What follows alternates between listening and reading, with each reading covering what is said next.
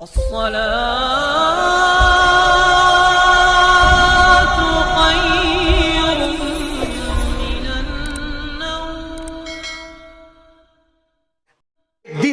دن آیا تھا نا، شیطان فرعون کے پاس آیا، اور آپ تھک تو نہیں ہے نا، بات دور نکل رہی لیکن میں سمیٹ لوں گا جلدی سے انشاءاللہ۔ شیطان فرعون کے پاس آیا، او فرعون تو خدا بن گیا، کہا تو نہیں تو کہا تھا، تو نہیں کہا تھا، کہا اچھا چل بتا کہ اب فرعون نے کہا اچھا چل ٹھیک ہے بھئی، تجھے منظور نہیں خدا بننا تو میں توبہ کر لے، تو کہا توبہ کرے گا قوم مار ڈالے گی تجھے، اب تجھے زندہ رہنا ہے تو خدا بن کے رہنا ہے، کہا ٹھیک ہے، تو کہا اچھا ایک بتا کہ تو خدا اس کی کوئی دلیل تیرے پاس ہے؟ کہا کہ تم بتاؤ کیا دلیل پیش کرو؟ کہا وہ جو درخت پر سیب لٹک رہا ہے نا اس کو توڑ دو۔ فرعون نے کہا یہ کون سی بڑی بات ہے؟ توڑ دیا۔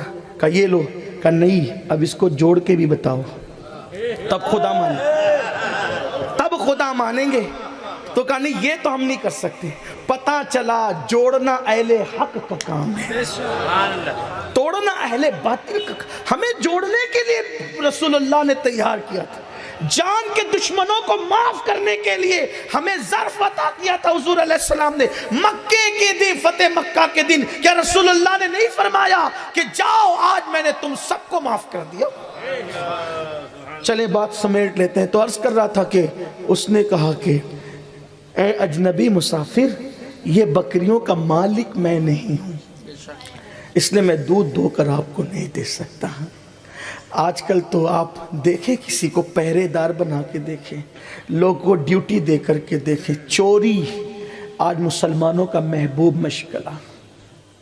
موبائل، اب تو مسجدوں سے بھی جو وہ چپل چوری ہوتی ہے، موبائل جلسوں سے چوری ہوتے ہیں۔ یہ کیفیت ہے؟ کون آتا ہے جی آپ کے یہاں چوری کرنے؟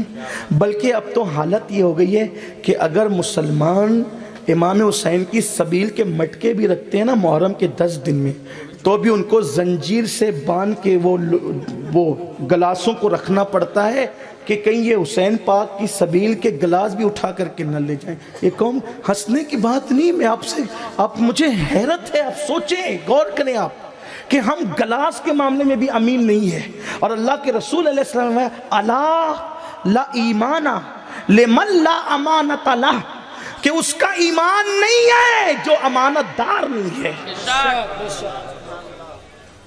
اب دیکھیں آپ،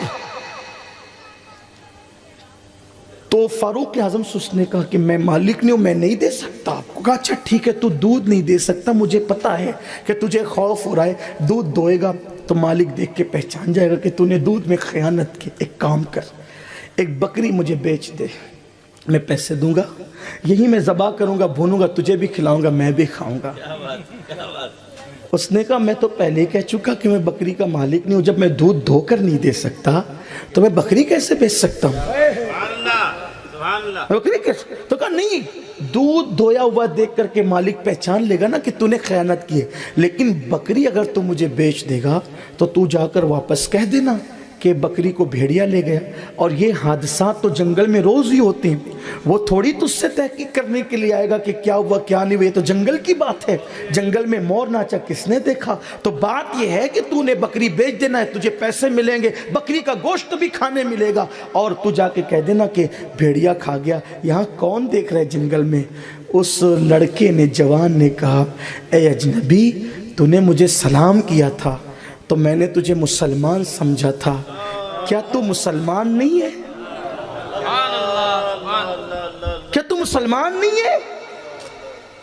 مسافر نے کہا ارے میں مسلمان ہوں۔ کہا کیسا مسلمان ہے؟ تو مجھے خیانت سکھاتا ہے؟ ارے سوچ، تو کہہ رہا ہے کہ جنگل سے جا کر کہہ دینا کہ بھیڑیا بکری کھا گیا، ارے میں بکری کے مالک کو تو دھوکہ دے سکتا ہوں، کیا میرا مالک جو دیکھ رہا ہے کیا میں اس کو بھی دھوکہ دے سکتا ہوں؟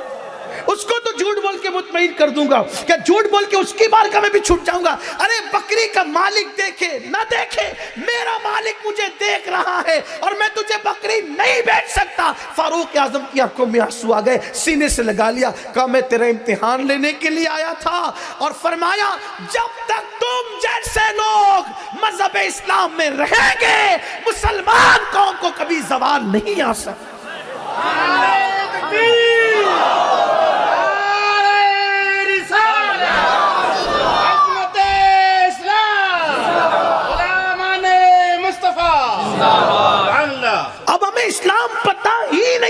کام پہ عمل کیا کریں گے؟ تو بہرحال اب گفتگو سمیٹ کر اختتام کی طرف پہنچتے ہیں۔ حضرت سیدنا موسیٰ علیہ السلام نے دعا کی، بلا ٹل گئی، وہ پھر واپس گناہ کرنے لگے۔ جب وہ پھر گناہ کرنے لگے تو پھر تنبیہ کہ دیکھو گناہ نہیں کرنا، انہوں نے نہیں چھوڑا، پھر ڈھیٹ ہو گئے، نڈر ہو گئے، اللہ نے ان پر مینڈک کا عذاب نازل کر دیا۔ پھر اس سے پریشان ہوئے، پھر موسیٰ علیہ السلام کے پاس آئے۔ موسیٰ علیہ السلام نے کہا میں نے پہلے ہی کہا تھا کہ اب گناہ نہیں کرنا۔ پھر انہوں نے پھر توبہ کی اور پھر اس کے بعد پھر گناہ کیے، اللہ نے ان پہ خون کا عذاب نازل کر دیا۔ اس طریقے سے عذابات آتے رہے، یہ قرآن مقدس کے اندر موجود ہے۔ اس کا مطلب یہ ہے کہ جب تم گناہ کرو گے تو قدرت تمہیں تباہ کرے گی، قدرت تمہیں نقصان پہنچائے گی۔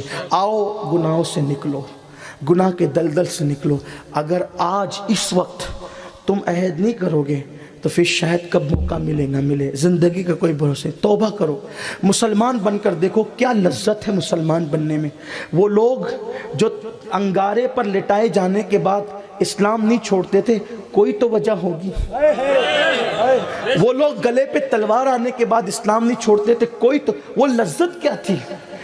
حضور شیخ الاسلام نے بہت خوبصورت شعر کہا، کہتے نا کہ کوئی بلال سے پوچھے خبیب سے سمجھے، کوئی بلال سے پوچھے خبیب سے سمجھے کہ الفت لذت سرکار کا مزہ کیا ہے، کہ الفت سزائے الفت سرکار کا مزہ کیا ہے، سزائے الفت حضور کی الفت کی سزا کا مزہ کیا ہے۔ یہ بلال اور خبیب سے لوگ سمجھنے کی کوشش کریں، کچھ تو ہوگا۔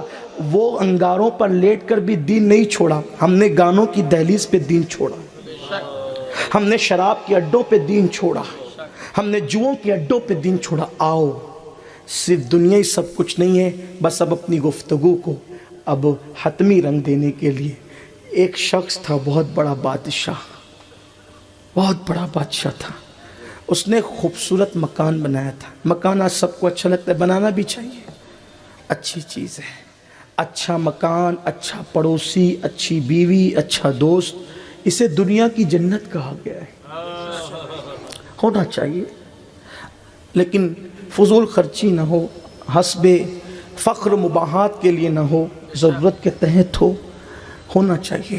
اس نے بہت خوبصورت مکان بنایا۔ مکان بنانے کے بعد جب اس نے اوپننگ کیا مکان کی، تو مکان کی اوپننگ کرنے کے بعد اس نے پوری قوم کو مدعو کیا، بڑے بڑے دانشوروں کو مدعو کیا، بڑے بڑے دانشمندوں کو مدعو کیا، اور کہا کہ یہ پورا محل آپ میرا گھومیں، سب گھومیں، کھانا کھائیں، گھومیں، اور باہر نکلے، اور باہر نکل کر کے پھر مجھے تحریر دیں کہ میرے مکان میں عیب کیا رہ گیا ہے، میرے مکان میں عیب کیا رہ گیا ہے۔